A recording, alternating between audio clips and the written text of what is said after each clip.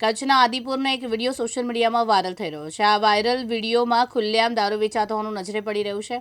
દારૂ વેચાણના હરીફ ચૂનો બુટલેગર વચ્ચે સત્તા જાળવી રાખવા માટે છેલ્લા કેટલાક દિવસોમાં અનેક જેટલા જાનલેવા હુમલાઓ સર્જાયા છે।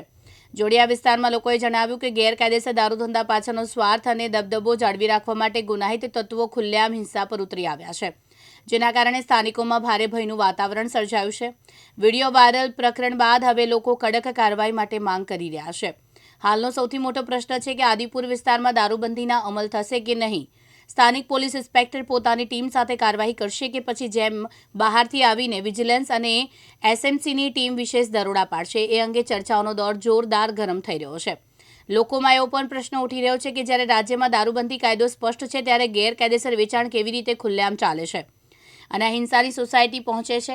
કચ્છમાં મુન્દ્રાના કન્ટેનરમાંથી જ્યારે કરોડોના દારૂ પકડાય તો પણ બહારથી એસએમસીની ટીમ આવીને પકડી ગઈ હતી, તો સ્થાનિકના લોકો હપ્તા ખાય છે, એવી ચર્ચાઓ થઈ રહી છે। મારી ગયો છે મારો ચાલો છે અને વિશાલનો ભાઈ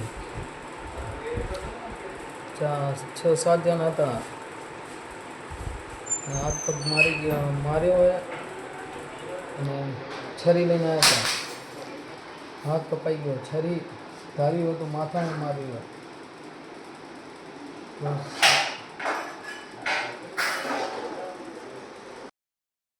જયશ્રી મહેતા, દિવ્યાંગ ન્યૂઝ, અંજાર, કચ્છ।